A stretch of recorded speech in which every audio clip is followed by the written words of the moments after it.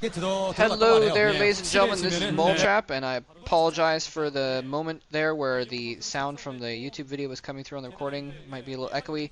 Anyway, this is Game 4 of FlaSh versus Jaedong. We have seen a very, very interesting series thus far. This is definitely going to go down in the annals of StarCraft history for many, many reasons, because it's an epic matchup, an epic rematch 5-4-3, in case I need to sync this later. And we've seen some really great StarCraft. We've seen some really, really interesting play, some back and forth. And, of course, we've now seen a very, very probably controversial decision by the Kesper referees deciding to give the match, deciding that the last match when someone's computer died or something, we don't know exactly what happened, but there was a loss of the game, and they decided to award the match to Jaedong, saying that he was clearly ahead at the time that the game had ended. So pretty nuts. And we're moving on to Game 4 now, though. Now, Klazart was mentioning in that last game when that happened that it didn't look like FlaSh had was really being affected by it. He kind of took it in stride. His facial expression just kind of said, okay, well, let's get on with it. And so hopefully he's not being mentally affected, and he's usually not the type of player to get emotionally affected by his game. So hopefully we'll still see FlaSh in top form here. Yeah, I mean, it's absolutely imperative that FlaSh doesn't allow, and FlaSh building a forward racks here, FlaSh at the top right corner of the map at 1 o'clock, Jaedong in the bottom left at 5 o'clock, and it's absolutely imperative that FlaSh puts that last game out of his mind, forgets what the score is, and plays to win. This is a must-win game for him, and if he loses it, he will lose his opportunity, and no matter how good he is, I think this kind of opportunity, because of the factor, because of luck and matchups and maps and everything, the stars having to be in perfect alignment for the opportunity to arise for a player to have a chance at winning both OSL and MSL titles in the one season, I don't think FlaSh is going to get another chance at it, and he knows it, so he has to give this everything. But the question still remains whether that last loss, considering the fact that both these players are having to play at their very best to keep each other at bay, and that really these two guys have brought the best out in each other so far, in my opinion. It's just a question of whether or not FlaSh can maintain that level of intensity and concentration and focus in the face of what he would probably feel is a grave injustice. Yeah, and unfortunately here, FlaSh trying to go for a little bit of, well, I don't know if I call it cheese exactly, but going for an 8 racks, going for a very early barracks to try and put some pressure on Jaedong. Jaedong, unfortunately, though, basically has countered it perfectly without knowing what was going on. He's built an overpool. He's gone for an overpool build, so he's going to have Zerglings out very early. The key to FlaSh's build, he's hoping for close positions. He was hoping for Jaedong to 12 hatch, and in that case he would be able to put on some early pressure, do some damage, maybe do a bunker rush, and neither of those circumstances happened. He's cross positions. He's not going to scout him very quickly at all, and well, he scouted him now, but he didn't scout him that quickly, and also Jaedong did an overpool build, so everything going wrong for FlaSh. The only thing he does have going for him at the moment is that Jaedong doesn't know exactly where he is, so FlaSh is going to be able to hold things off. He's probably going to be able to get his defenses set up before Jaedong counterattacks. But really, really bad for FlaSh, though. Putting a lot of investment into going for that early barracks, and now it's not going to pay off at all. And now he's going to be in trouble of a counterattack as well. Yeah, well, some people say that 8 racks isn't really a hamstring build. It's not a build that hamstrings you if you fail in putting pressure on your opponent early on. I'm not sure that I agree, because we see how strong FlaSh is when he gets that 2 base economy going. And now, because of the position he's found himself in, he's been forced to put a 2nd racks down, and he's basically hamstringed, and he's basically closed off into doing just the 1 build. And it's going to be very predictable what he's going to do. He doesn't really have the time to try and switch to an economic heavy build, because if he does that, Jaedong is going to be so far ahead in terms of his economy, and FlaSh is going to get completely destroyed. And Jaedong is going to actually manage to sneak a Zergling here. This is going to be horrible for FlaSh. That's the last thing he wanted, because his hope was that Jaedong would think maybe that he would try and catch up in terms of economy, and that FlaSh might catch him off guard with kind of a 2 racks rush and try and break Jaedong's sunken line earlier on. Now Jaedong has seen exactly what FlaSh is doing, and he's going to put sunkens up, and that's going to pay to that. And FlaSh doesn't even have any medics right now. He's just got that extractor up, that refinery up, so he's in no position to get medics out or anything like that. And Jaedong is going to be solid in his defense. He's got that 3 hatchery build now going, even though he put the pool down first, obviously. But Jaedong, I think, is looking in a very strong position right now, and I wonder if FlaSh decided to kind of be a little bit more aggressive and change his game plan as a result of what happened the last time around, that he was a little bit rattled, and that's why he took the decision. Although we have known FlaSh to do things like this before, it did seem to be kind of quite adventurous, considering how well he was doing and has been doing all season playing Standard. Yeah, it's definitely not out of the realm of possibility for FlaSh to do something like this. He's going to have a lot of trouble, though, if he tries to go in with just Marines, without any medics, without any stim or anything like that. And that was just horrible seeing that Zergling run slowly by those Marines, and he even kept a few Marines back in order to stop that from happening, and they were just out of position at the wrong time, and the Zergling got in, saw that, and Jaedong's just be able to counter this quick build completely. So things are really not looking good for FlaSh at all. Jaedong now going for a 2-hatch. Oh no, never mind. He does have a 3rd hatchery there. So Jaedong's economy is fine. In fact, doing very well, and he's got his 3rd hatchery up. So FlaSh is really in trouble. Right about now, he'd want to get his 2nd base going, and he'd be, really building up. He's be getting turrets and that kind of thing. And now he's just gonna have to He's gonna be forced to barely try and defend with just a fire bat here. And oh, 2 more Zerglings sneak through. Oh man, FlaSh is setting up camp right outside of his base, but FlaSh has just so many things going wrong for him right now. Looks like he's gonna be able to kill off those Zerglings with SCVs, but he's gonna try and put pressure on here. He's actually going in for a sunken break here. He's only got a single medic, no Zerglings to back up. The Zerglings do come in.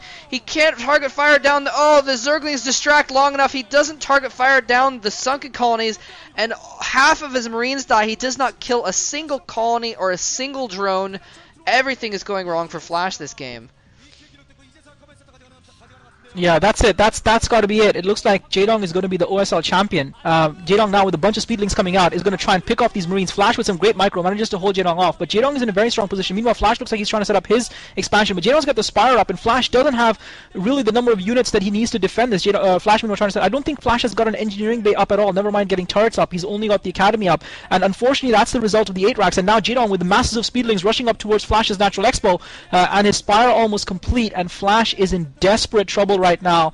And those medics are all on their own. If Jaedong can spot them, he can't. FlaSh manages to coalesce his troops together. So he's got basically a full group of medic and Marines out. His engineering bay is only now starting, and I think that's a little bit late. Although the cross-map position will give him a little bit more time. The Spire's gone up for Jaedong, and I'm not sure if he's going to have these turrets up in time.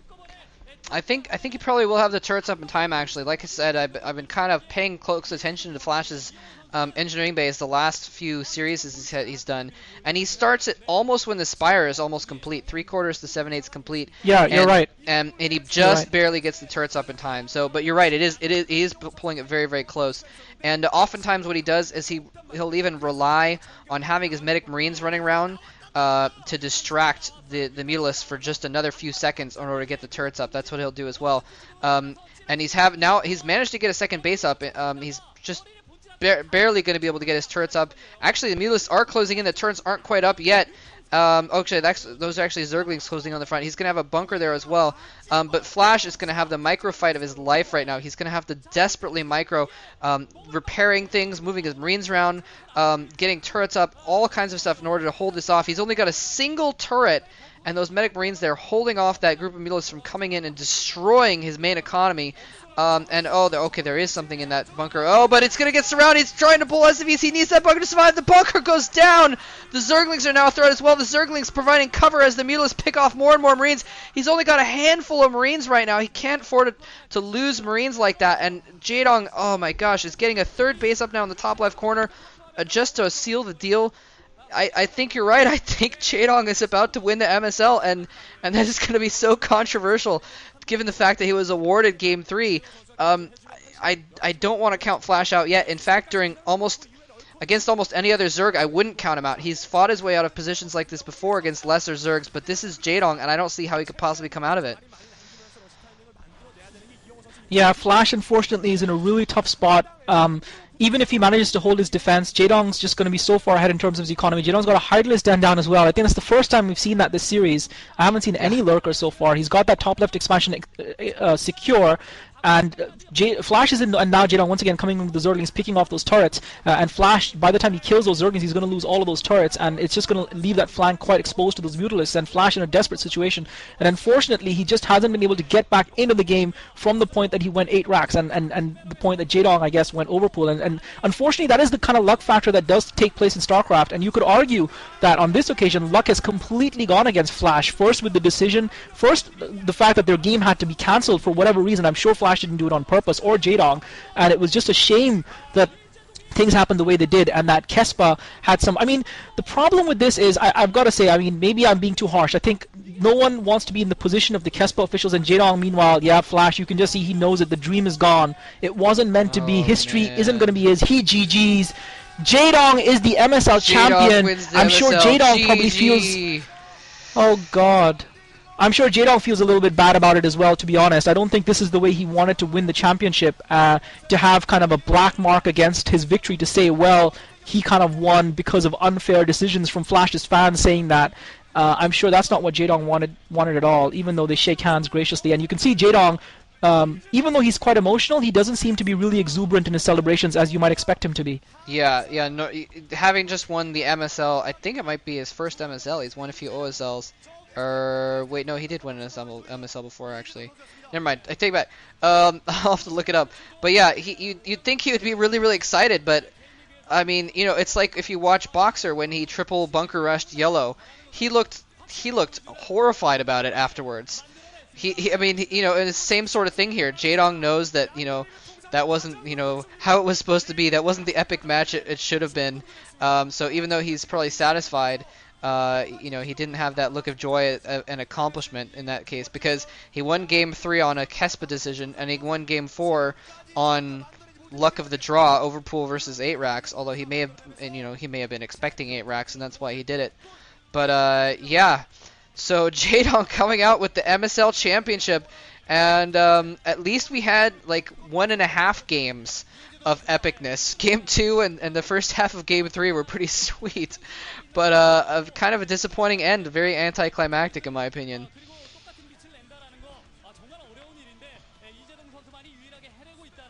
Yep, GG, and Jaedong is going to be champion. Unfortunately for FlaSh, it wasn't meant to be. Yeah, most of all, I'm disappointed just that we had that opportunity for FlaSh to come out with the double crown and win both Star Leagues. And yeah, and now I guess, what is he doing? I guess they're checking his computer now to see why it turned off before. But yeah, what horrible luck. That is just epically bad luck. Anyways, unfortunately that game was pretty straightforward.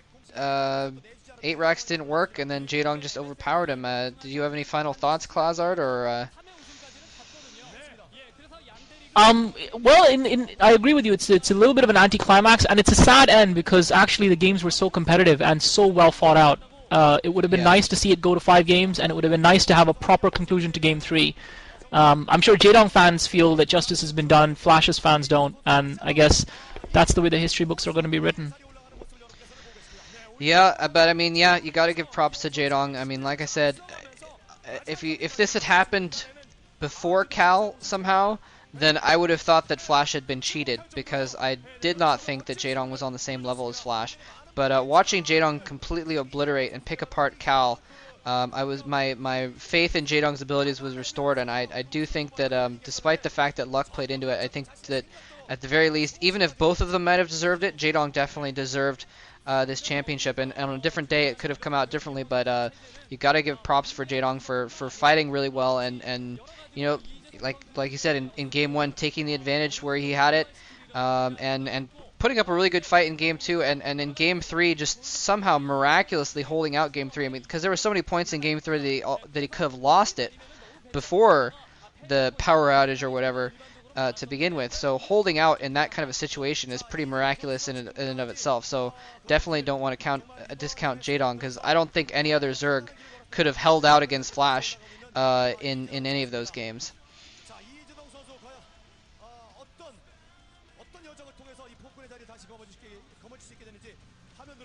Well, I don't know if I lost Klazard or if he just doesn't have anything else to say, but that's pretty much all there is to it. I hope you guys enjoyed this series. And looking forward to hopefully some revenge matches between these two guys in the future, because when these two guys play, it is good StarCraft to watch, regardless. Anyways, so hope you guys enjoyed it. Thanks for watching, and GG.